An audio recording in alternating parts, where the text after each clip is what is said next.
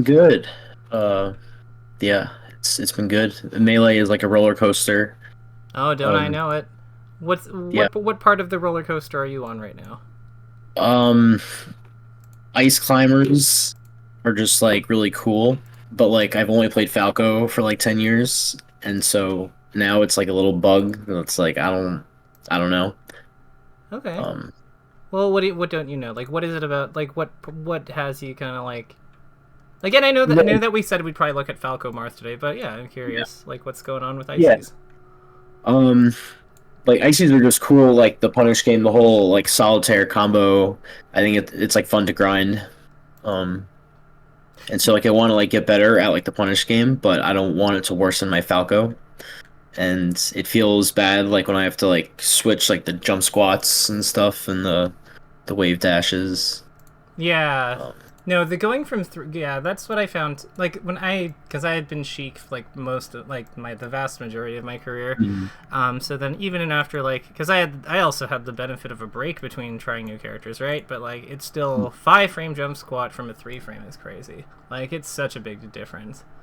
Um, that makes sense, though. So let's talk about. So There's one answer that I wanted to get your input. No, I wanted to get some insight about. So, and I know that you said that they weren't ordered, but if you had to order like the danger zones, I guess, in the puff uh-huh. question, how do you order them? Um, Like most and most to least. yeah, and like Puff is facing to the right. So most dangerous is probably 4, Yeah, I because agree. that's back air. And then it's like 8 and 2 Is and two a problem though? or 1 maybe. I forget Well, which one's. so no. So you two is for down air, right? Yeah. Is down air a problem though? I feel like it's generally like okay to be below puff. Is it like not or? Mm, it's like fine, but usually it's like the Nair that like drifts and stuff. Okay. Yeah. Okay, cool. So I would think that Nair would be more on 6. Because usually because I feel like 4 and 6, backers Wait, on one yeah, yeah. side, fair and Nair on the other, and then they both have pound on either of them because you can turn around instantly with pound, right? Being a Yeah. special. But like, I don't think that like Dare and Nair. I don't think Dare is really a problem. I don't think Nair really hits below her so much as it hits to the side, and she just happens to kind of like line herself up above us and to the side. But it's always at an angle. It's not like she comes directly on top of Yeah, us. okay. That makes sense, I guess. Yeah. Yeah, so why do you think I have this question? Um,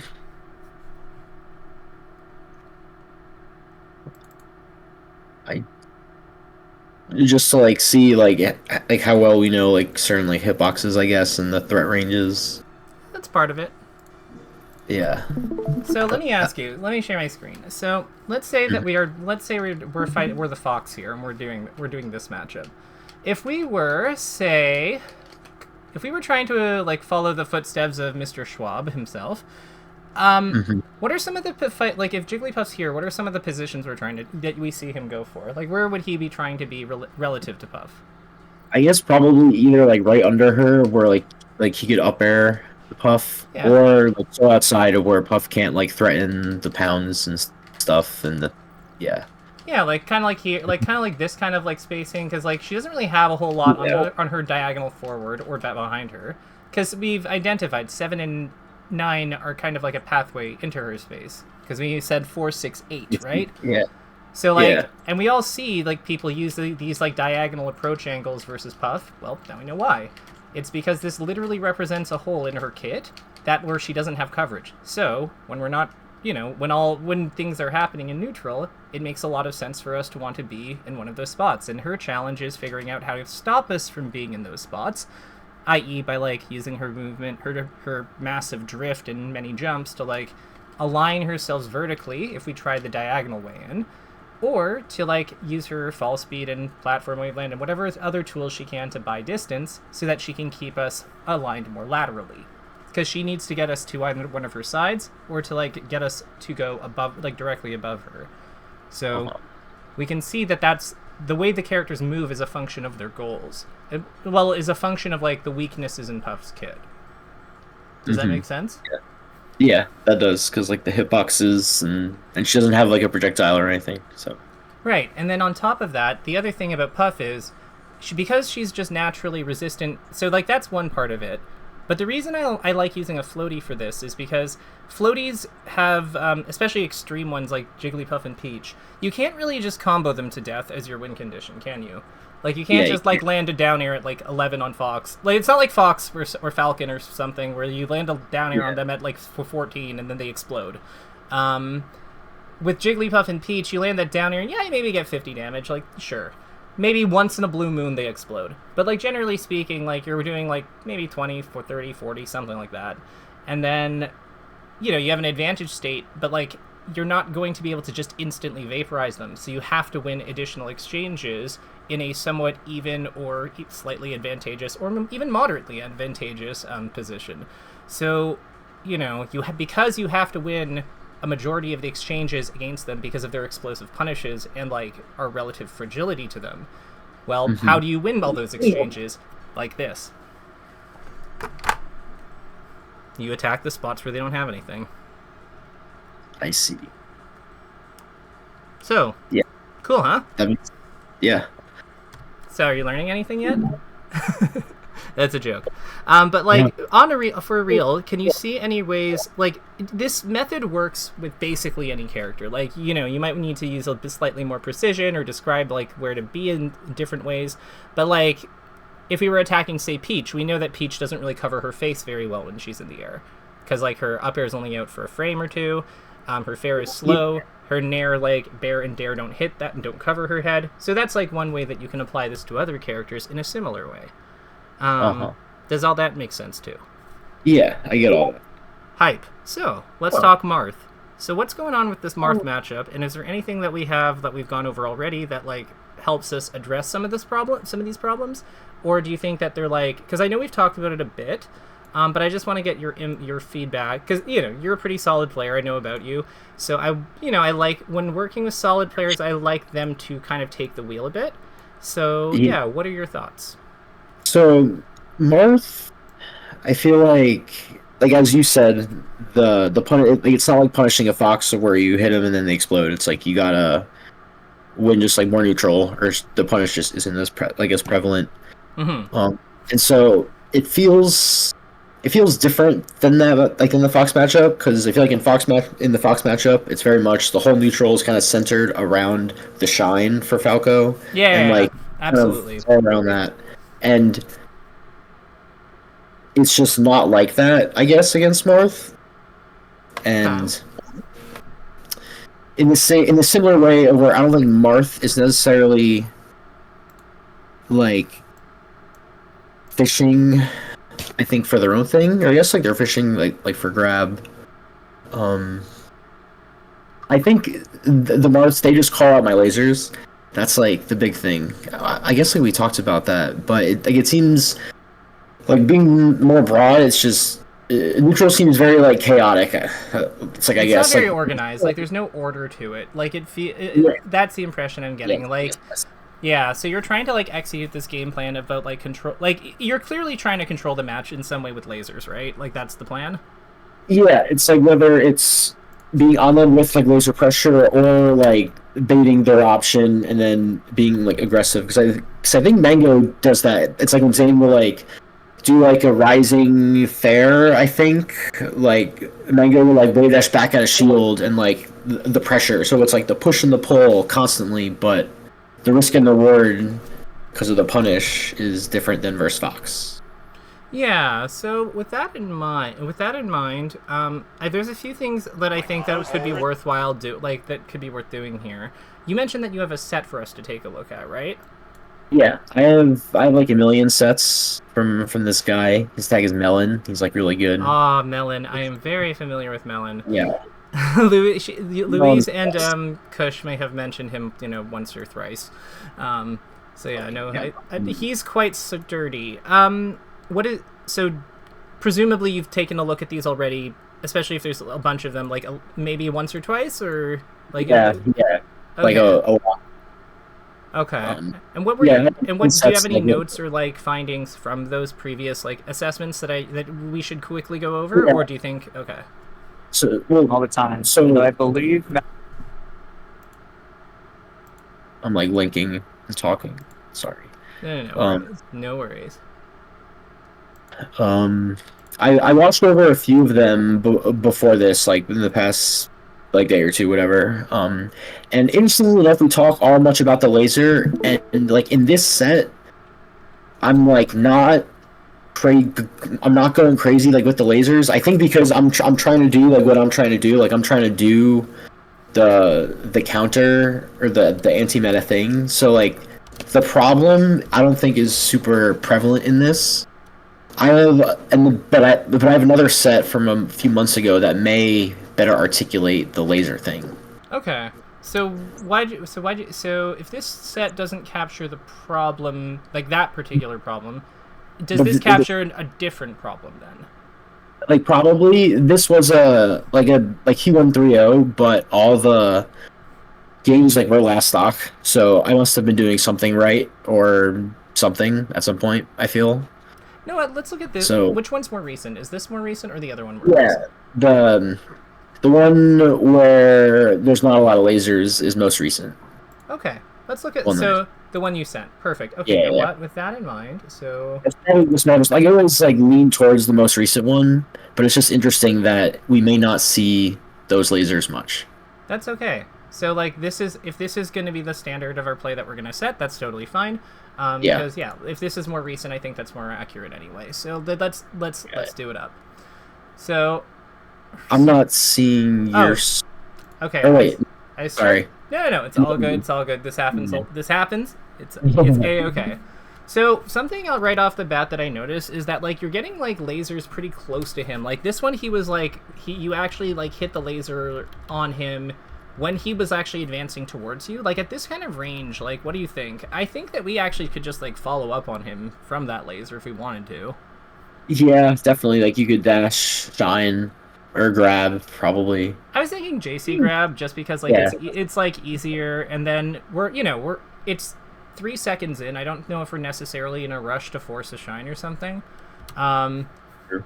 Yeah, like I think if he was at slightly higher, like because I think the pillar percent on Marth usually is like around like 20-ish, right?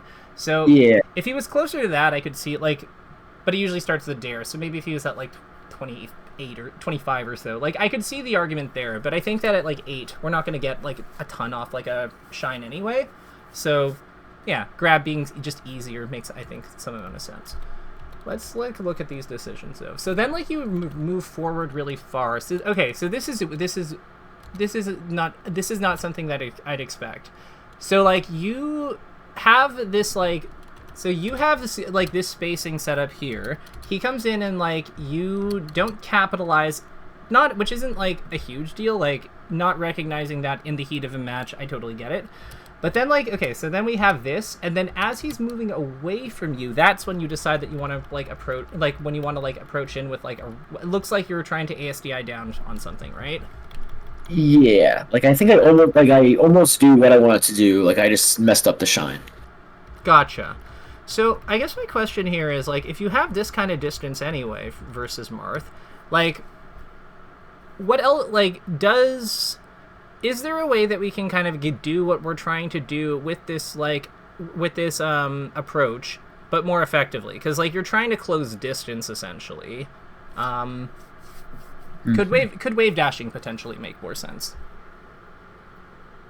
Yeah, like dash wave dash. Yeah, like we're just trying to get forward as quickly as possible, right? So like Are you saying like without the laser? No, we still shoot the laser at this distance. Like I'm saying from here we like instead of this part we like dash wave dash forward. Yeah. Cuz like cuz this takes a while for us to get over there. You see what I mean?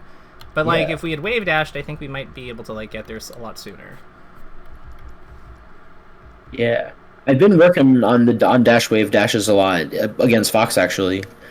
And in this matchup, it's definitely good.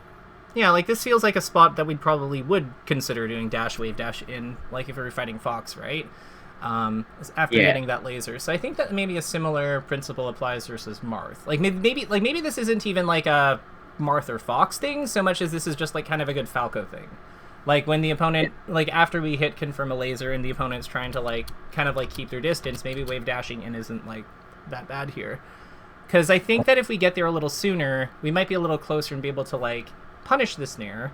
The other thing I was wondering about upon seeing how that interaction went is, do we even need to come forward here? Like if we're underneath the platform, if we have good spacing, if we have a solid spacing, do we necessarily even need to approach here? I think we do. Okay. Because Marth can just kind of like walk forward and F smash. So you're saying that after Marth takes this laser, he can just come forward and F smash even if you just shoot another one right in place.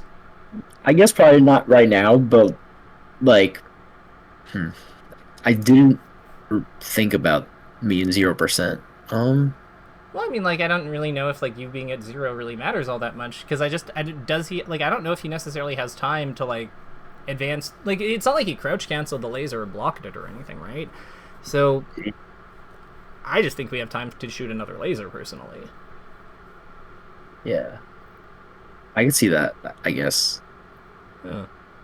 Because we don't have to necessarily shoot like we could also shoot maybe a like. Do you think we can get away with a low one here?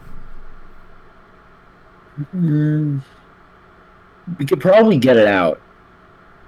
I guess like if it's not power shieldable, it would be pretty good. Like he would have to do some. He'd have to jump over it. Yeah, so we probably could just. So if we wanted to be like make it safe, we probably move back while doing it, right? Like this would be a like DB5, I think, something like that. Yeah. Yeah. I think like I worry about the positioning though, like being in the corner against Marth. Like I usually just want to be more towards the center. Okay. Okay, so that's fair. So why do you want to be more towards center? Like what is like so? Because I think there's certain benefits of like I don't know if I necessarily want to go all the way back, but like. You know, if we go, like we said, like we're thinking that, oh, you are green, perfect. So let me just adjust this. Okay, it's already set. So like we're here right now, basically. Yeah. So what I'm thinking here is like we want to maybe move back to like just enough to like dodge, just enough so that if he approaches with like a jump to go over our low laser, then we're like still safe against him. So I'm thinking like we only move back like really like to here or so. We're still mostly we're still mostly keeping outside of the way of his approaching maneuvers, but you know we just want to give ourselves a little bit of room to get the low laser out, and then we're still also limiting how he can come in, right? Because like he can't use his double jump or like use like in weird middle point aerial spacing because we have the platform insulating us. Yeah. That's interesting. Yeah. What's interesting about it? Like, what are you thinking? What's going on in your head? The phrase the mid aerial. What'd you say with the? Like so, yeah. Like full hop goes here, short hop goes to about here. But like if he uses his double jump, he can kind of like access things between these, right? Yeah, and like he doesn't have that in this positioning. Yeah, so he has fewer approach angles. So yeah, I never thought of it like that. That's pretty interesting.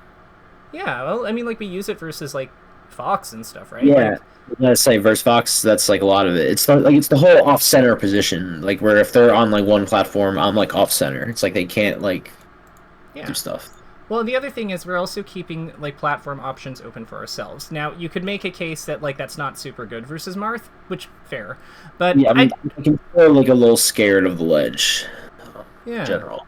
In this matchup, because like if you get grabs, it's like the platform's there, but if he like F throws and stuff, then we're like mixing up the double jumps and F smashes and. True.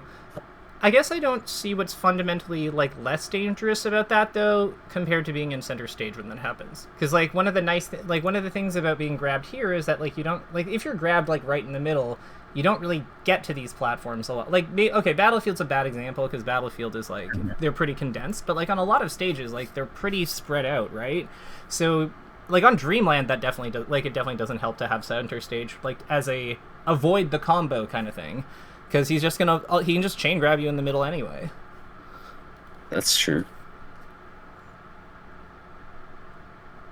I think what's clear to me is that like yeah, so this side B from the ledge like is like very much feels like I don't want to be anywhere near the edge, but I think that like it's causing decisions like to be taken that don't really serve you. Like don't really serve your goals of the matchup because like it's just and like they wind up putting you in danger because like that side B like there's no reason I think for us to be this worried like upon grabbing the edge here. I don't think that we need to be this worried. Like we have the platform here that we can recover to easily enough. We have like the option to ledge dash. He's already moving he's moving back here. Yeah, he's trying to cover it. Yeah, so it's like yeah. I guess I'm like what do you think the side B is trying to like.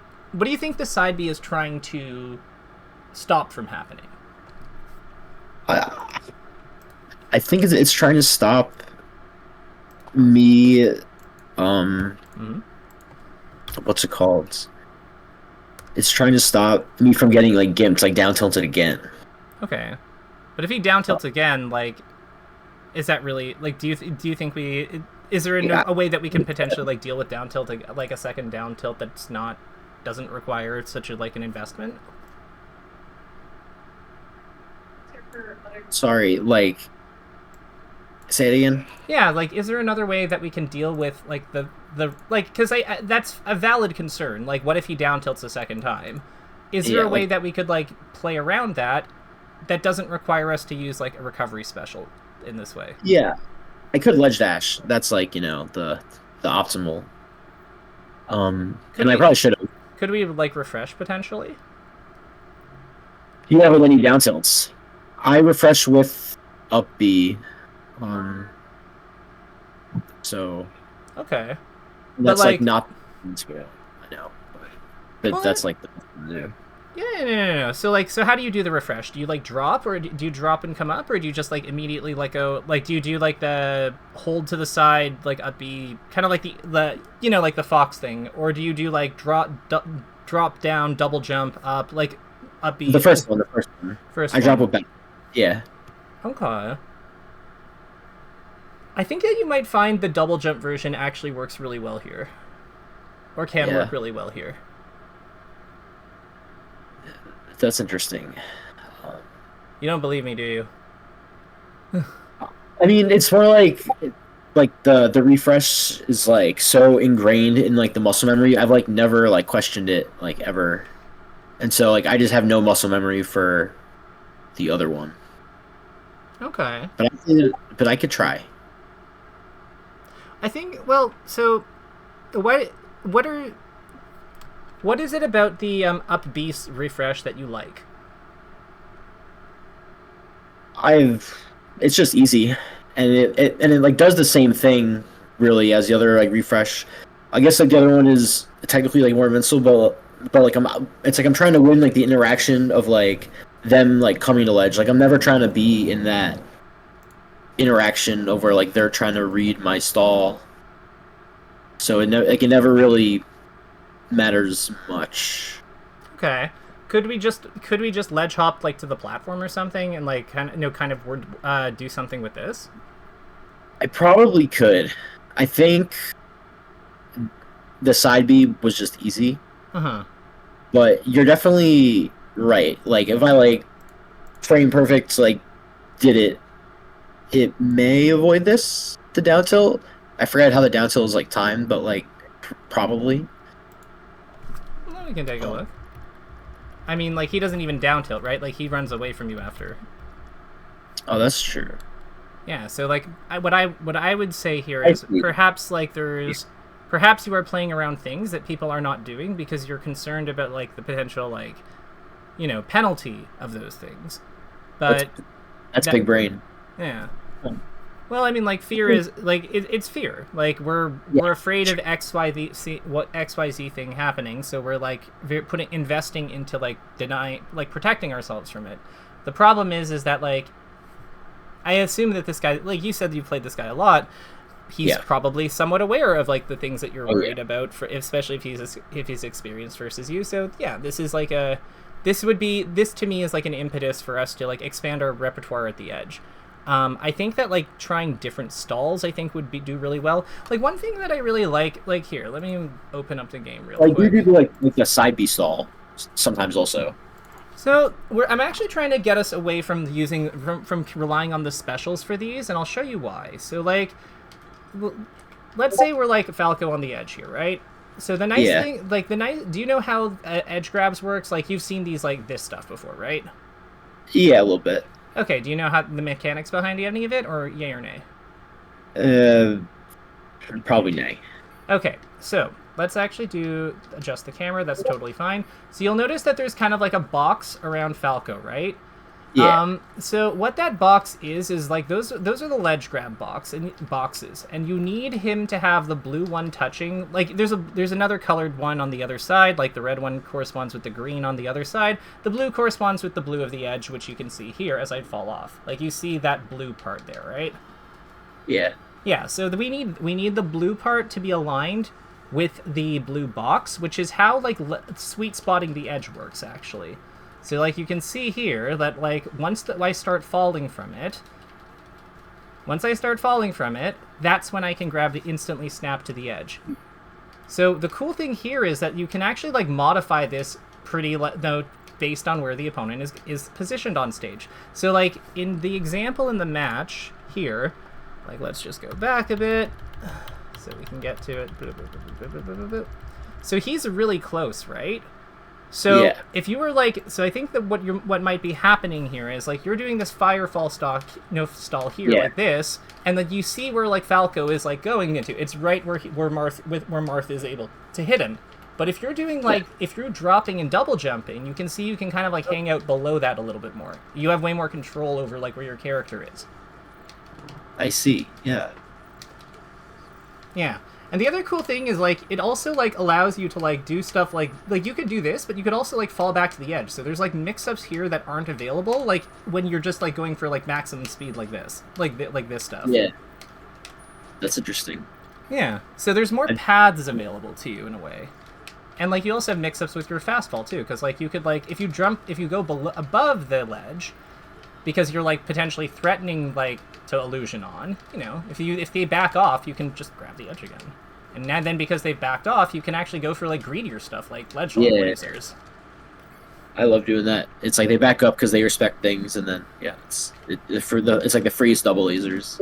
Yeah, one thing I like doing for that reason sometimes is, like, and granted, like, I'm not good with Falco yet or anything, but something I have been finding a little success with is just, like, you know, you drop down, double jump, like, as if you're going to do, like, as if you're going to come up with, like, ledge hop double lasers or something, and then you just grab the edge. Definitely. Yeah. There's lots of... Like when I do the side B stall, it's like people will think that I'm going to side B at them, but... Oh, yeah, because the audio cue would happen, like, really early, and that's usually how people react to illusions. Yeah, that makes sense. So yeah, I think that, like, but you can see that the goal here isn't to, like, we're not trying to overpower him with, like, perfect efficiency, because I don't think that's going to be, like, super sustainable. Because you could, like, theoretically be perfect and, like, have total intangibility on these stalls.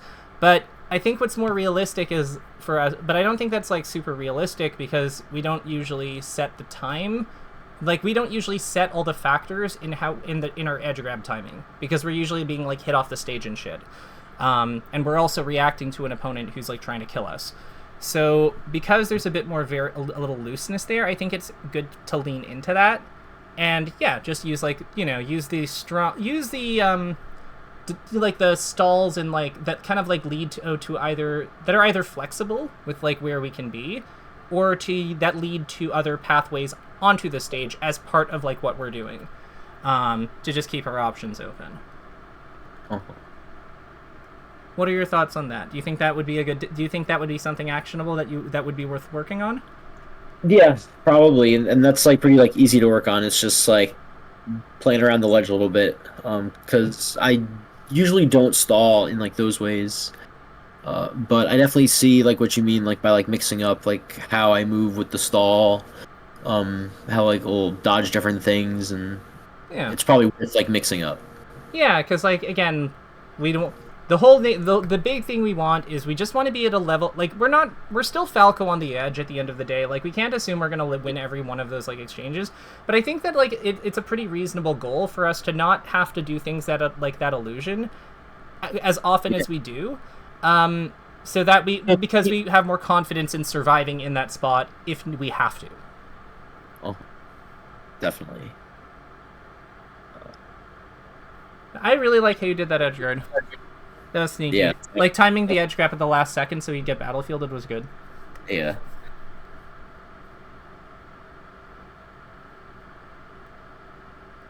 Good. Okay. Love that. Yeah. So this was good. So like this I think was a good example of kind of like what we were of like the type of dynamic that we're talking about being good for us. Where it's like I'm starting to see why you're saying that we want to approach at this distance like sometimes. Because it's like like you could laser here, but like it probably doesn't do nearly as much as something like this. I'm wondering what you think about the possibility of naring at him here. Yeah, and Nair is also definitely good. I've been trying to Nair at Marth more. It's definitely good. Like maybe he would have shielded it. I don't. Is that was bad, not that bad. I mean, if he goes off to ledge, that's probably not great. But maybe I could like hit him as he's falling off if I was smart about that. I don't think he's gonna get pushed onto the ledge from a nair, like on it from like just a nair, you know. Like I feel like the nair will. I feel like it's the shine that's gonna push him off the stage. So yeah, but that's not necessarily bad. Like that could just be a shine JC grab. Yeah, definitely. Yeah, that would be good. Go ahead. Yeah, like throwing him off stage is good too, but I feel like the shine is still better. Yeah, I mean, I agree, but I guess my question here would be, is it the shine? Like, so what would be the like? So, do you think that? How likely is it? Do you think that we get a shine here if we like initiate with like a nair here? Like, let's say he holds block right now. So you would so you would be going in with like an aerial like sooner than this because you're advancing because you're planning on like shining in a second. Like you're gonna running shine here. So like you'd probably nair like around here, right? Like you'd start jumping over. Okay. Yeah. So let's say that he gets hit by. Let's say he blocks.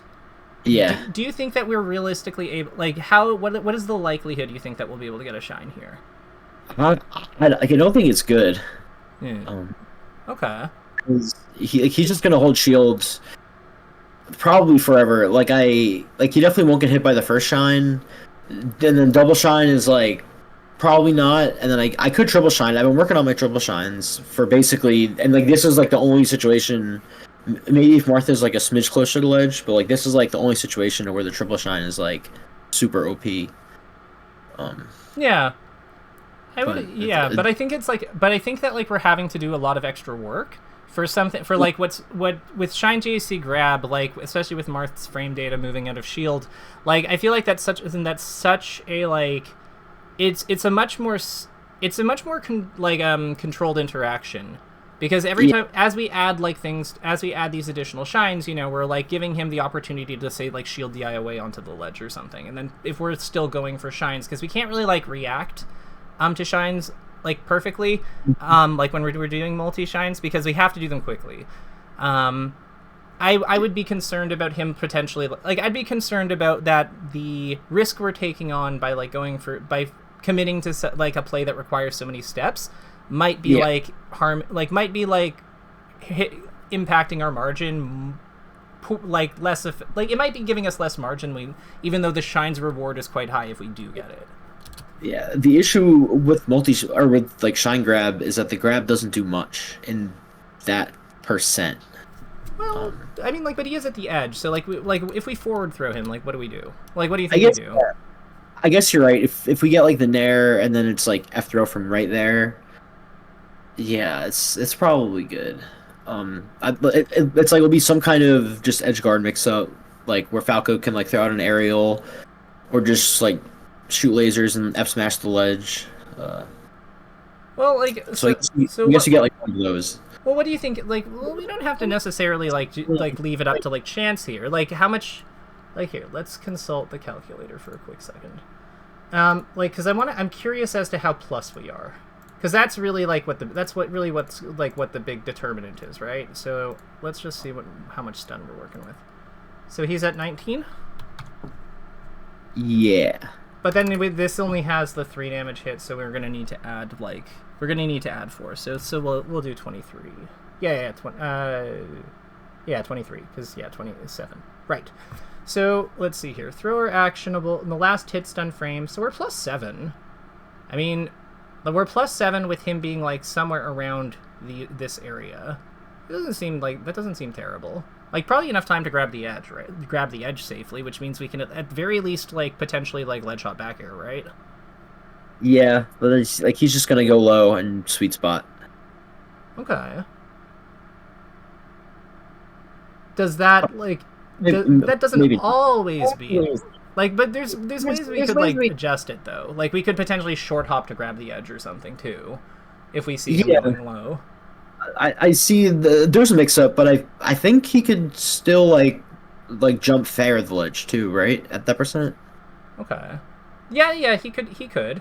Dealing with the jump fair is more, like, the issue. It's, like we're gonna play, like, it's like a risk-reward mix-up right there, and, like, me at such low percent, and, like, it's... Could you turn your back to him and shield? I probably could. I definitely could, yeah. Because, like, if he then comes forward with, like, jump fair, we could then just, like, wave dash to the edge in the end lag. Or potentially back air to shield, depending on how close he is. I think it's more like him fairing the ledge while I'm trying to get to it. Okay. But he has to read that, though, right? So what I'm saying here is, like, what if we turn our back to him, like, preemptively, and use, like, protect ourselves, maybe a shield. Like, we can also use the side platform for this, too. Like, kind of, like, working around this area. Like, do you see what I mean? Uh-huh. If what I'm saying that makes no sense or you disagree with it, you can't feel... No. You are able to tell me. Like, I won't, You're good. Yeah. But I'm just thinking, like, if we, like, throw him off and he goes over here, right? And we turn around and block, and, like, we dash to the edge, like dash, smash, turn, block, and he, like, we still have the ability to wave dash or, like, short hop backwards to the edge for, like, a good amount of time before he, like, actually falls onto it, right? Yeah. We have some time. Yeah. I think he, like, there's, like, it's just, like, a very, like, real, like, mix-up situation. Yeah. And it's, like, Falco has the advantage, but... The risk is still high. Well, is it? And we're at 9, and like we're mostly like in block or on the ground in these. So I don't know I don't know what he's really like. I guess if he exactly calls us out for going to the edge, like yes, that is a problem. But like we don't have to necessarily do that like all that much. Or we can wait till he's like actually committed to a low recovery somewhat. Yeah, I totally see that. Like, he's gonna have to fall, and so he would we could shield and then like threaten like the AC bear at his shields, or like backflip bear, or just like if he like jumps and then we could like laser F smash or like just laser hit him. Yeah, but, like there's a point at which his double jump doesn't take him like to the edge, and I think that's really like the main thing we're playing around. Like it's really just observing like. And we can use our lasers to help us with that, right? Like if we forward throw him and shoot and like fire, fire a laser at, like to like cover his fall somewhat, then that might also give us information. Now he might be able to hit us out of that, I don't know, but it's this is like mix up city, I think. Like it's just a bunch of things can happen after the F throw. Does that make you uncomfortable? Like the fact that there's so much variability? A little bit. Why? Because he can, it's like not worth it sometimes then to grab the ledge. Yeah, but it's Let's like, go. but like, so what's the alternative here then? Like, because Him being, I mean, from that situation, him being on the ledge is good for Falco. I would rather like play that neutral of him trying to get off the ledge okay, than risk my life for to hope not get reversaled.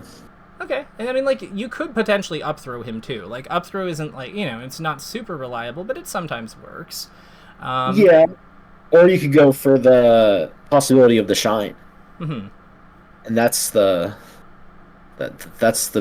big conundrum. But I definitely do shine grab a lot too. Like I do everything at some points.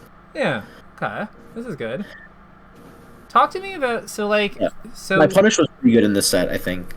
yeah, no, you're hitting him. You're hitting him pretty solidly. Like here, like from here, like it's about yeah. So like from here, I like how you maintain control. Like once you get out of this combo, I think you do a good job of like getting like seizing control back. So like yeah, so you've got the lasers going at him. Yeah. Ooh. Back air to cover him like falling onto Yeah. you. Yeah, that was a bad up tilt. Like I should have back aired instead. But could we have just like up aired initially, like instead of this back air? Probably. Yeah. But the back air covers more, like potentially pokes sometimes, but it's but the up air definitely. Wait, the back air hits him when he's on the battlefield platform? There's a spacing, it does, but it's pretty low. But I tested it once, and it definitely does. Okay. It's freaky though. Okay. I feel like up air is like way easier, and like especially with him like light shielding, he's like going like he's gonna get. I feel like that the shield poke with that is like or like the shield poke or the push off into second hit is like so much easier. Probably.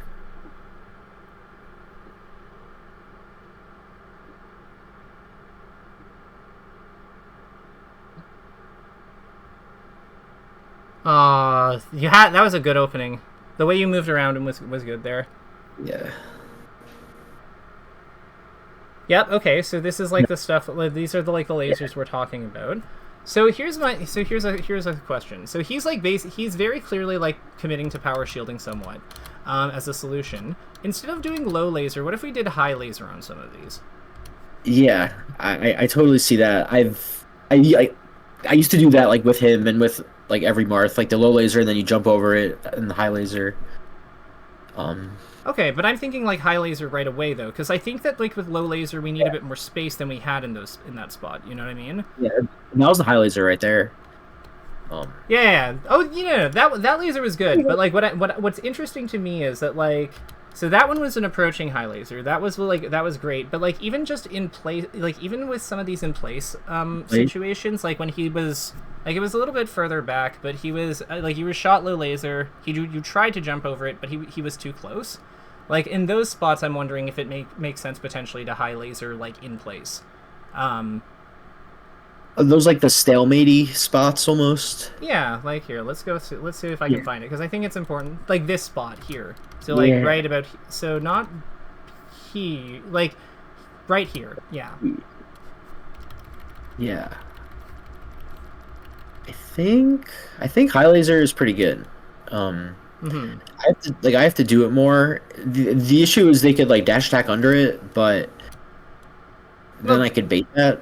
Yeah, so like I think that this is like again like this comes back to like the theme, which is that we're playing around options that aren't like always necessarily happening. So like you're so right. Yeah. Because like where you're like he could like potentially dash attack me, and I'm like okay, but when has he done this in this set? Yeah, but it's like the high lasers stop him in the air, so he'll at least have to deal with something different than what I was doing there. Well, the other thing about the high laser is that think of it this way. So Marth is like anticipate like when Marth power shields, like he's setting himself up to be able to power shield them like pretty far in advance, right? So like look at how he maneuvers into position. So like he's I think that power shielding has something of a prediction confirmation element to it. Because you see that he's like going into his crouch after this one, he's going into his crouch after after a missing, and I think that's like a setup basically for this for like a potential laser. Do you see what I mean? Yeah, like he's really committing to the crouch to get the thing. Yeah. Yeah, so like with that in mind, if we shoot the high laser here, do you think that like and we don't even necessarily need to do it, but like we could even like do it by delaying the fast fall, so the laser is still coming out technically at the same timing. You know what I mean? Yeah. So, but like the idea is that we're mixing him up. We are preying on the fact that he is probably priming himself to power shield and then capitalizing on that.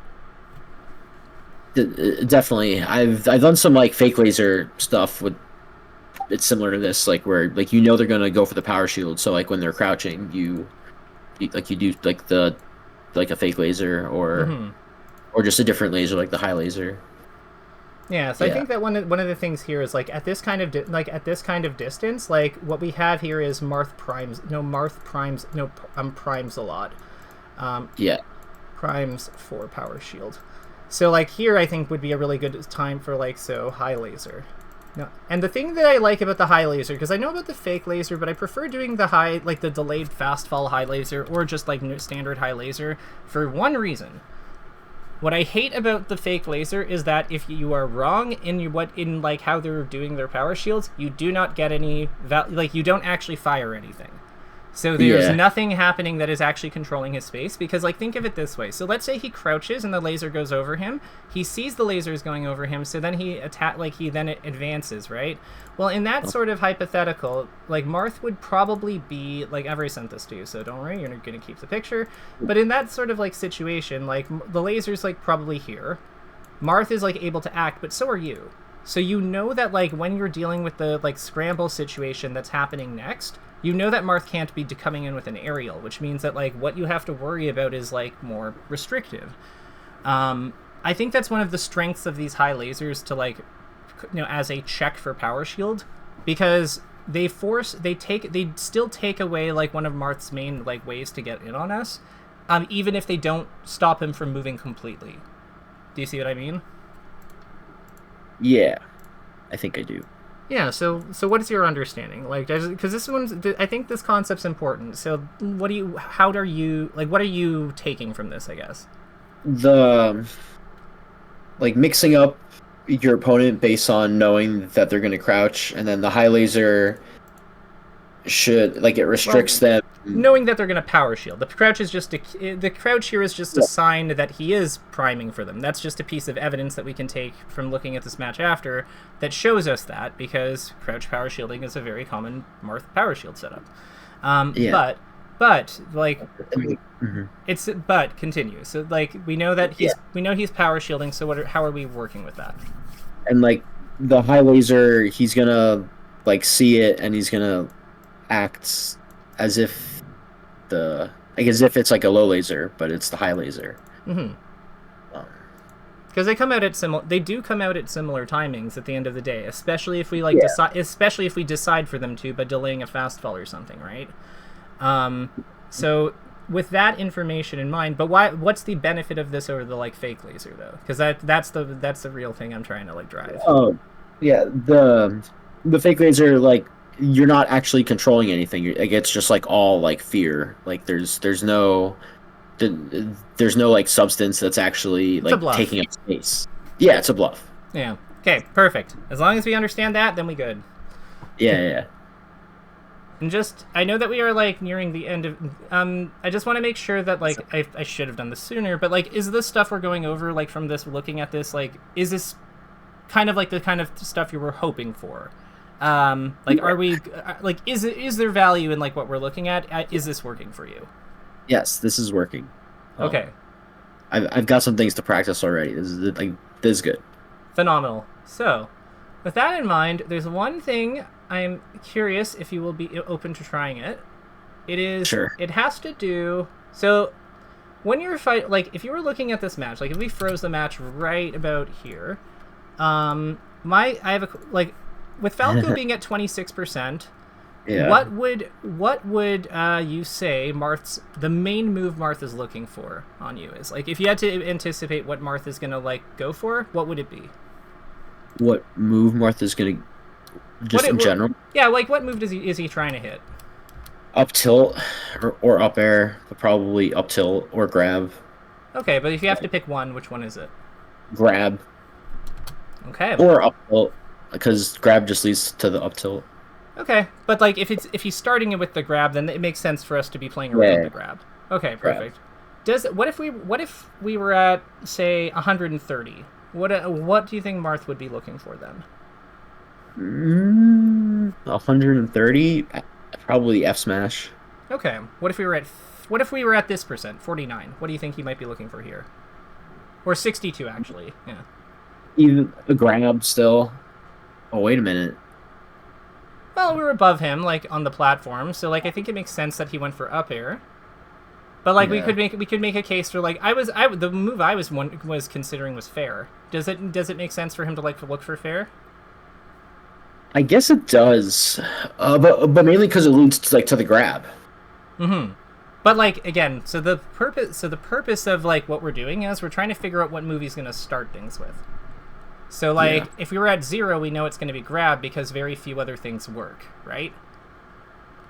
Yeah, that makes sense. Like he could aerial, but there's usually like a risk of a CC shine at 0 between Yeah, no, go.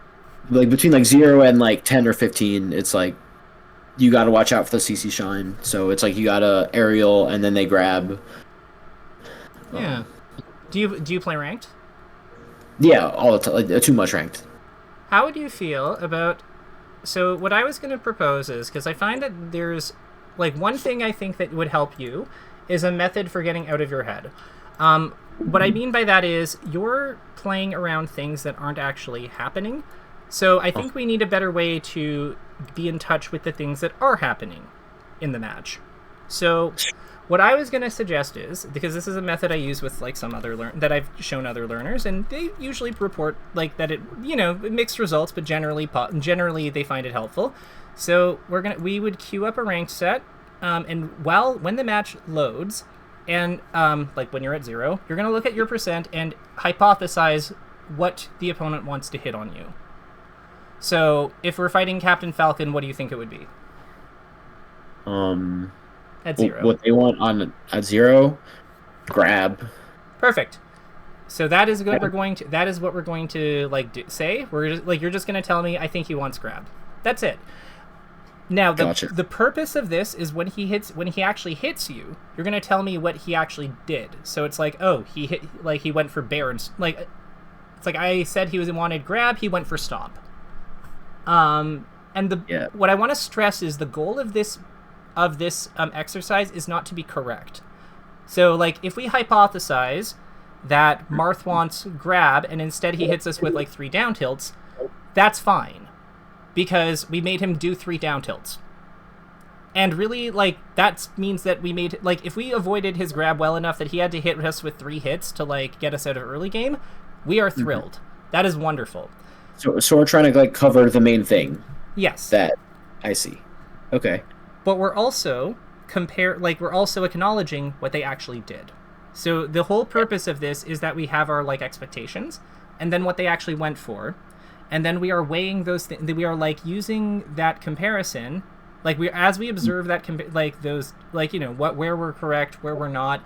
We are getting a better sense of who our opponent is and what they're going for. And you just do this like whenever there's a significant percent change. And what's a significant percent change is up to you. Like that's not like if you get hit by like a chic needle, you probably don't need to like do it from 0. Yeah. But like if you get hit by a 57 damage tech chase, yeah, you probably should like reassess. But yeah. So what do you think about that? Do you think that's something that you would be up for? Fun. I'm very down. I love playing Melee. Hell yeah. So I'm going to give you my spectator code. I'm assuming you've done online tournaments and knows how this works, but if not, totally fine. I'll walk you through it. Yeah, I copy and then I paste it and I hit start broadcast. Such a professional. I love working with good players. Let's go. I think I'm my game's not started yet. It's all good. This is like my last Melee of the night, so I'm going to put everything into these next games. Hell yeah. Let's go. Let's have a 6 set. So then, yeah, just make sure to like open Slippy Launcher and hit confirm the broadcast. Okay. This is the part that always trips me up. So wait, start broadcast. Yep. Now we're good. Yep. We are good. We're definitely gonna run into J-Chew, like 1000%. He's a menace. It's. He's everywhere. I really hope it. Oh wait, I have to. I really hope it's like a Samus though. Actually, just do me a favor. Go into unranked for one game, just to make sure that we have this connected. Because if this is the last melee of the night, I just want to make sure everything's like linked up properly. That's smart. Yeah. And let me know when you're in the match. Yep. I'm in and I'm playing in Marth. Okay, so nothing's coming through. Okay, we're on FD. Perfect. Yep, this is good. If you want to warm up for one game versus him, totally fine. But yeah, like then after this, then we would be then doing the rank thing. Yeah, give me after I get out of this crowd. Cool. And then there's one more neutral.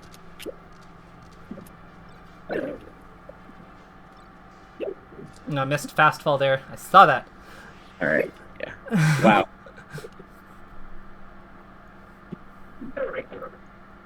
Yeah. Sorry if you hear like my inputs. They're like super sensitive on the mic at the moment. I assure you, if there was a problem, I would. The thing about me is, if there is a problem between the two of us for whatever reason, I will let you know. You will not have to guess. And we are good. Don't worry. Yeah. Oh, yeah. Like I play way too much ranked. Just I don't play enough ranked. Okay, we got a fox. Hell yeah. Who is it? Sawa, SAWA 630. I've never heard of them. I think today maybe a free rank day, but I strike Yoshi's usually, you know. Hype.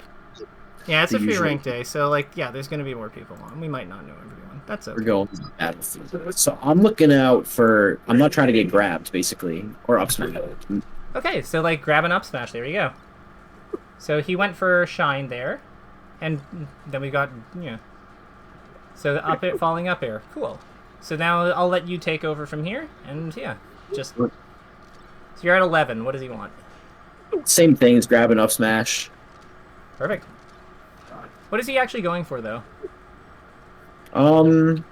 He's trying to get in with aerials or shine so he can knock me down, so we can eventually get a grabber up smash. Yeah. I'm noticing a lot more. How did he get that opening? What did he do? Shines. Drill. Shine. Drill. Yeah, he drilled. He drilled into those. So, drill. And there again, drill. Right. So this. I see.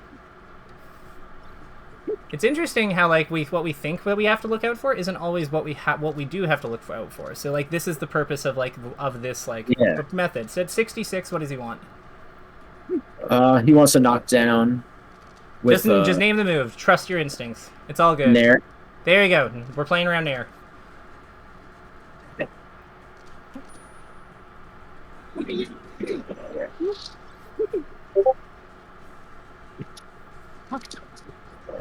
So that was a bear up tilt.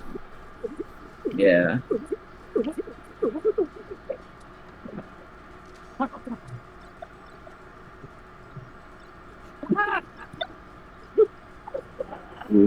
I like your spacing there. Just messed up the pressure a little bit, but the idea was really good.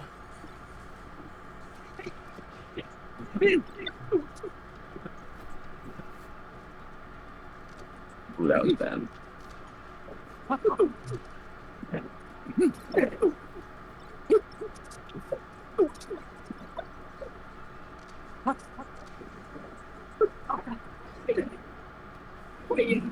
A nice sweet spot. Ooh, I like that. Messed up the thing. The wing.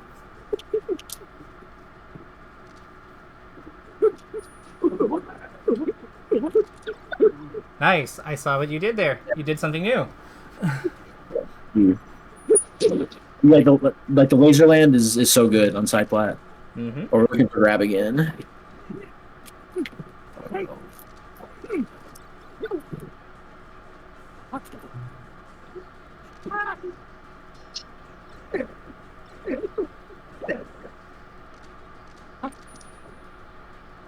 Then. So 21, still like late. Still we're still thinking grab, right? Yeah, still grab or up smash. Makes sense. He went for up tilt. That's kind of like an up smash. It's just like with wave dash instead of like dash JC. But it's still like an anti-air for sure.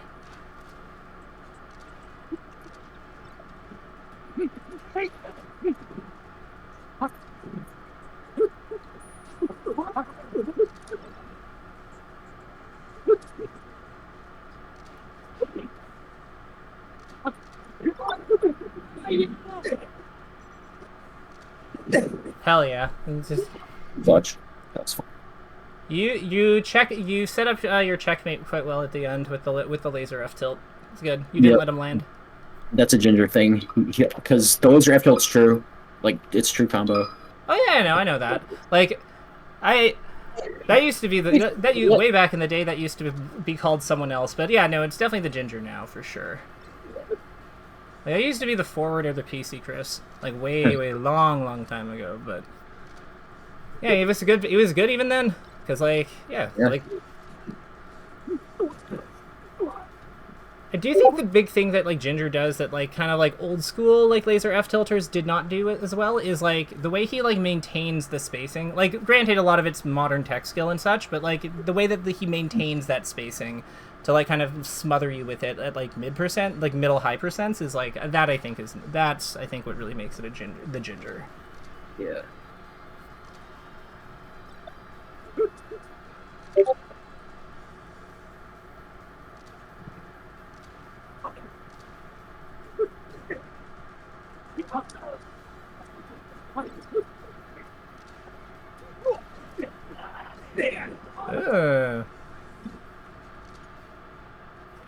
Yeah, that's something KGH I know was talking about, like, not shooting the lasers sometimes when they're on the ledge, because they can, like, ledge dash into the laser and then power shield it by shielding.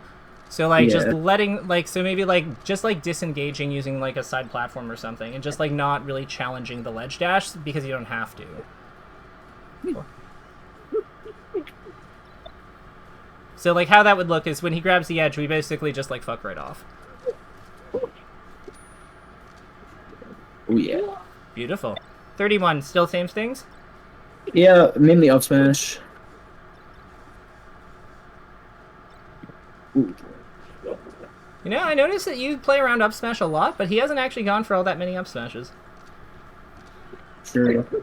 But again, like, I'm not saying that to, like, be because it's like, oh, you're, like, how dare you? Like, no, it's just more like, this is what I mean when I say you play around things that aren't there, and I think this will help you clean that up. Because you have been noticing, like, things like the downer thing. Like how he's gone for down air at, like, early game, and you've noticed, like, the back airs at high percent as well.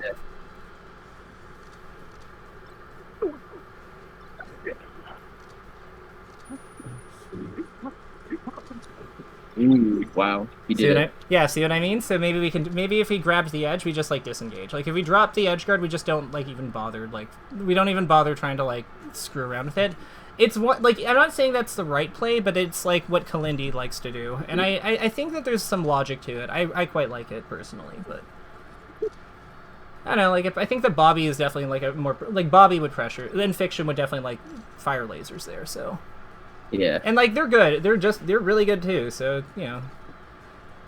It's one of those, I don't know what the right play is. But I think that you can see that, like, by disengaging there, like, it was so much cleaner. Because, like, you just didn't have any of, like... He didn't, like, come up with Galint up smash or something, or Galint power shield. Like, you just kind of, like, got to, like, have safe neutral again. Which is kind of, like... Yeah, exactly. There you go. Yeah. It's kind of like... Him not shielding, though, is kind of like a bluff. Mm-hmm.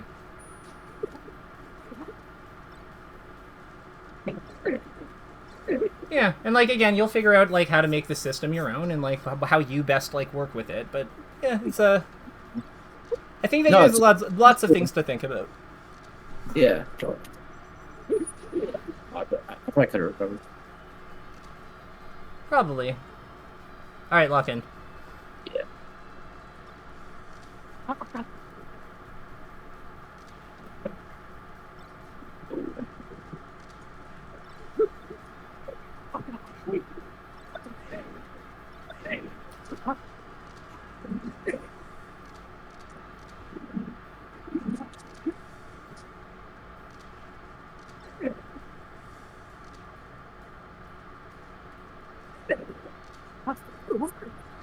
Yeah. Hell yeah. Alright. That was good exercise. Yeah? What'd you like about it? It's just it's a good way to keep things like present and live, I think. like just looking at the screen and covering like the greedy thing. And I guess then like as you said, it shows how the things that you're not looking for are the ones that get you, and that's interesting.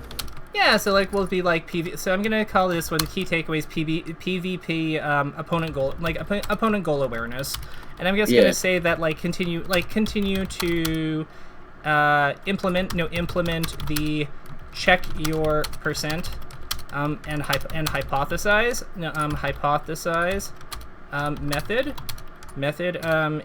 of observing enemy actions in matches. Note, goal is not to be right, and this can be a way to also support VOD review. Because you can do this during VOD review too, and it's a great way to also help break down those assumptions we make about what we're playing around and what we actually have to play around. Definitely, the goal is not to be right. Exactly, the goal is not to be right. It is so that we are more accurate. Because if we are more accurate on average, that's being right, but much more achievable. So the other thing that we're gonna say here is, well, actually, I'll pass it to you. So what's another takeaway that you want us to jot down here? Grab the ledge or refresh the ledge in different ways is gonna be pretty helpful, I think. Yeah. So ledge management. Continue to explore and decide what decide upon what alternative ledge stalls, and refresh and refreshes will complement and the ones you already have. Bracket, let's say we want there is a void of double jump based options. There's a void of double jump based options right now that would mobility forward ones should be prioritized. Options should be prioritized. And that's easy to grind too, so I'm super excited for that. Hell yeah. So then that's gonna be good.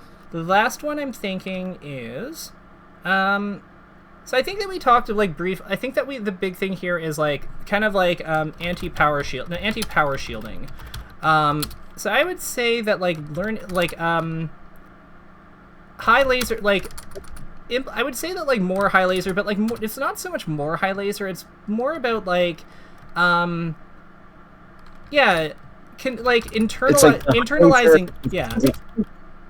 You do. Yeah, it's high laser. If they think I'm gonna low laser, it's mixing up with the laser heights, kind of. Yeah, so internalizing the need for laser height mix up based on by understanding that the opponent often primes themselves for power shield, and therefore high lasers can be a way to call out those prediction confirmation shields, PS attempts. Yeah. And then then the other thing I would say is this is a sidebar, but I would say pressure, shield pressure, shield pressure cleanup, shield pressure review, and it's just I would suggest as homework, explore a different paths off F throwing shield heavy characters near the edge, e.g. Marth. Yeah, that's a good one. I've definitely thought about that with Fox. It's I'll F throw a Fox off stage. Again, it's okay, can they grab ledge after this, and how that changes the whole entire edge guard. Yeah, so I think if we had some of those rules, if we knew some of those rules more concretely versus Marths, I think that it would take a lot of your uncertainty away, right? And then that's going to empower you to be able to actually because I think that I totally get the just combo him on stage, just hit the shine, it's very consistent, but the one thing about that is that it never kills him, and sometimes we need to play for the kill.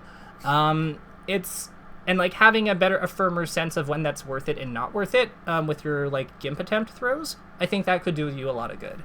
So with that in mind, with that out of the way, I'm going to cut the recording because we are at time. But